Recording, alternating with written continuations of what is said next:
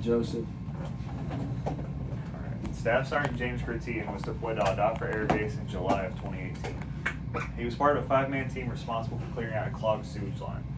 While opening up the manhole, the cover fell down this 17-foot shaft, and without a second thought, Gratian started descending into the confined space. After grabbing the cover, he made it a third of the way, dropped it, and started hyperventilating him, which caused him to pass out.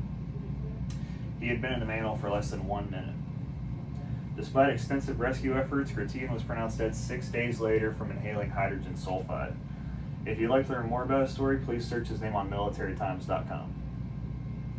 According to the Bureau of Labor Statistics, 1,030 people have died in confined spaces from 2011 to 2018.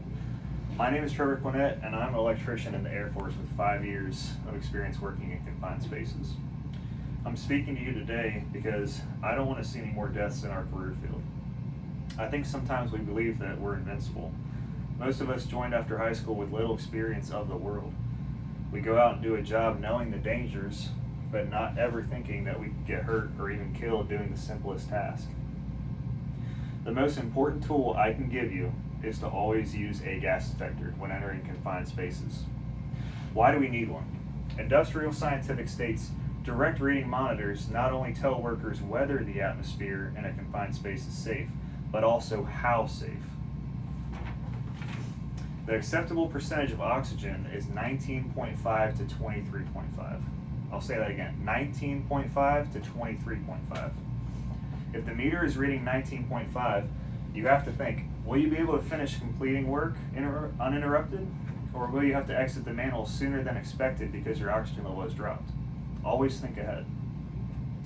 The most important factor when using this monitor is if it can detect multiple gases. As stated in James Gratian's obituary, he passed out due to inhalation of hydrogen sulfide. However, there are more gases to look for.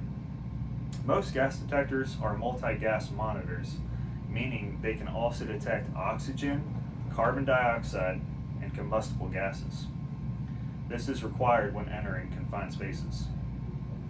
Another important thing you should know is when the last time the monitor was calibrated. Precision Safety Solutions recommend that you get your monitors calibrated every 6 months. So if you're not sure when the last time that was done, find out before using the meter. Don't assume that it's functioning properly. To do a bump test on the meter, you have your meter right here. This is the oxygen filter. You're going to unscrew the oxygen filter. You're going to screw in this plastic tube. Screw in this gas meter.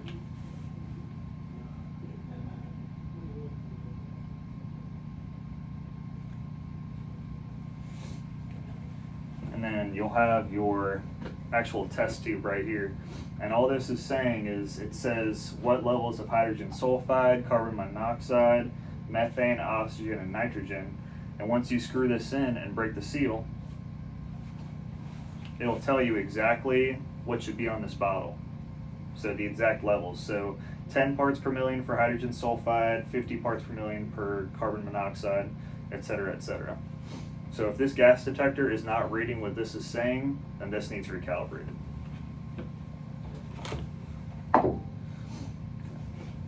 Today we learned why using a gas detector is important for our job. We learned a multi-vapor gas detector is required for confined spaces, and we learned why device calibration is important. And we also learned how to bump test the gas detector before each use. I urge each and every one of you to use this tool anytime you enter a confined space. This tool will save your life.